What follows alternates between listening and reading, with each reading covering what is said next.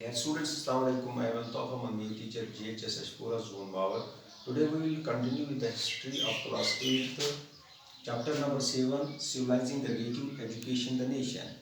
और आज हम इसका this is the third video of this lesson which we will study today.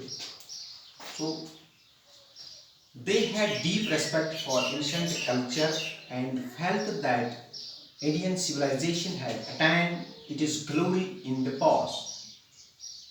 Who had deep respect for ancient culture and felt that Indian civilization had attained its glory in the past? William Jones, Henry Thomas, Colbrook and Nathaniel Hall. एक बार मैं फिर पढ़ूंगा. William Jones, Henry Thomas, Colebrook and Nathaniel Hall.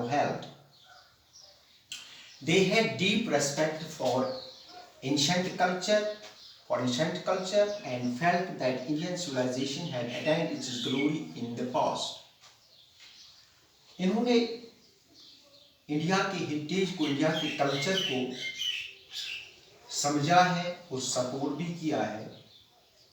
और they had deep respect, और इन्होंने बिल्कुल respect किया है एंशिएंट कल्चर को. And felt that Indian civilization had attained its glory in the past. और इन्होंने क्या समझा है? इन्होंने ये समझा है कि इंडियंस जो है, इन्होंने अपने कल्चर में, अपने एंशिएंट कल्चर में अटेंड किया है. क्या अटेंड किया है?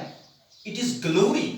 India has attend glory, has attend it's glory in the past. यानी इंडिया जो है, इन्होंने अपने कल्चर में, अपने एंशिएंट कल्चर में अटेंड किया है. क्या अटेंड किया है? Glory in the past.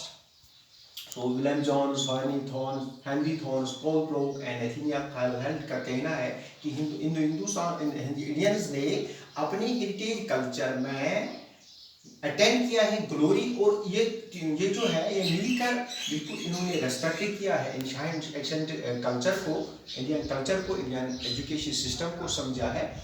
और इन्होंने फेवर भी किया है और सपोर्ट भी किया है. और इन्होंने मिलकर क्या किया है? They decided to study Indian text. यहाँ एक और बहुत इंपॉर्टेंट है कि एज ए ब्रिटिश इन्होंने इंटरेस्ट, जिस तरह विलियम जोन्स ने इंडिया में एज ए जूनियर जज एंड ए लिंग्विस्ट होने के बावजूद भी इंडिया में संस्कृत सीखने का इसके अंदर शौक पैदा हुआ है. और इसने पंडितों से अपना टाइम गुजारा है और संस्कृत सीख लिया है. इसी तरह अब ब्रिटिशों को इन्होंने क्या डिसाइड किया है? इन्होंने मिलकर they decided to study Indian texts. इन्होंने फैसला लिया है अब दे स्टडी. क्या स्टडी करेंगे? इंडियन टेक्स्ट्स को. यानी ब्रिटिश लोगों ने फैसला लिया है, they have decided to study Indian texts to get, किसके इनको ये स्टडी करना है इंडियन टेक्स्ट को? To get the idea of Hindu and Muslim law. Hindu and Muslim law, ये बहुत इंपॉर्टेंट बात है इसमें कि ब्रिटिशों ने सबसे पहले क्या किया है? दे डिसाइड, उन्होंने मिलकर, William Jones, Henry Thomas, Colebrooke and Nathaniel Hall ने डिसाइड किया है they to study Indian texts. यानी हम इंडियन टेक्स्ट को पढ़ेंगे टू गेट द आइडिया. और इनको हासिल करना है, क्या हासिल करना है? कि हिंदू एंड मुस्लिम का जो लॉ है, यानी अलग अलग लॉ जो हिंदुस्तान में हिंदू और मुस्लिम का लॉ जो है, एज दिस वुड हेल्प. इन्होंने पढ़ना, स्टडी करना शुरू. क्यों स्टडी करना शुरू किया? Help as this would help Britishers administer India well. यानी हिंदुस्तान में जो ये हुकूमत करना चाहते थे अंग्रेज लोग, सबसे पहले ये जब स्टडी करेंगे, क्या स्टडी करेंगे? इंडियन टेक्स्ट को. और इसमें ये पढ़ेंगे idea of Hindu and Muslim law. यानी हिंदू और मुस्लिम लॉ जो है, इसका स्टडी करेंगे. इसके बावजूद ये दिस वुड हेल्प ब्रिटिशर्स. ये ब्रिटिशरों को मदद करेगा किसमें? कि एडमिनिस्टर, यानी इंडिया में जो हुकूमत करना चाहते हैं, इसमें बहुत मदद करने के लिए इन्होंने ये स्टडी किया है. पहले हिंदू को समझेंगे, हिंदू के लॉ को समझेंगे, मुस्लिम को समझेंगे, मुस्लिम के लॉ को समझेंगे, इसको स्टडी करेंगे. इसीलिए इन्होंने they decided to study Indian text to get the idea of Hindu and Muslim law as this would help Britishers administer India. Also it would help Indian rediscover दिया है हेरिटेज, यानी इनकी फिलासफी को स्टडी की जाए, दोबारा इनकी फिलासफी को स्टडी, इनकी कल्चर को स्टडी, इनके एजुकेशन सिस्टम को कल्चर किया जाए। तो इसलिए हिंदुस्तान इंडियंस जो है इनमें रिडिस्कवर ये हेरिटेज, ये दोबारा स्टडी करेंगे अपने हेरिटेज को, अपने कल्चर को, अपने एजुकेशन सिस्टम को।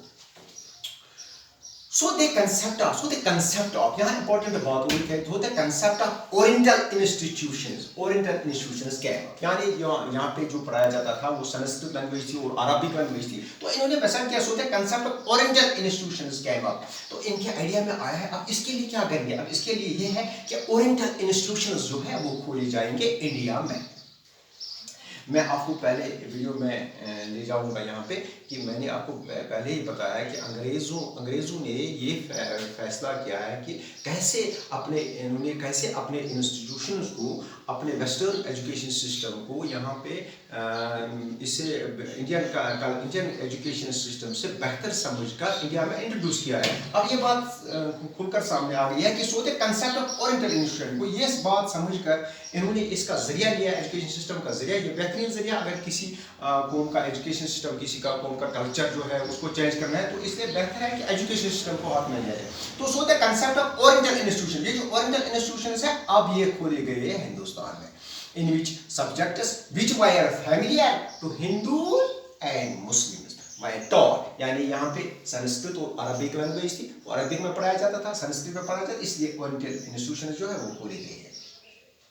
With this view, मदरसा एक इम्पोर्टेंट बात है। With this view, ये जानकर इन्होंने क्या किया है, मदरसा at Calcutta in 1781 and a Hindu college at Banaras in 1791, यानी इन्होंने दो इंस्टीट्यूशंस, अब यहाँ फैसला लिया है दो इंस्टीट्यूशंस खोलने का हिंदुस्तान में। एक तो मदरसा में उस इंस्टीट्यूशन को बोलते हैं जहाँ पे उर्दू पढ़ाया जाता है या अरबिक पढ़ाया जाता है। तो अंग्रेजों ने क्या किया है, विद दिस व्यू ये मद्देनजर रखकर उन्होंने क्या किया है, मदारस एट कलकत्ता, इन्होंने एक इंस्टीट्यूशन खोला है जिसका नाम मदारस है, एट कलकत्ता में खोला, कब खोला, इन 1781 and A Hindu college at Banaras in 1791।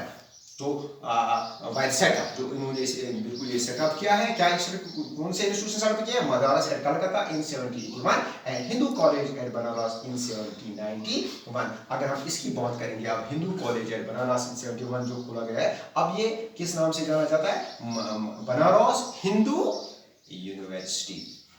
Okay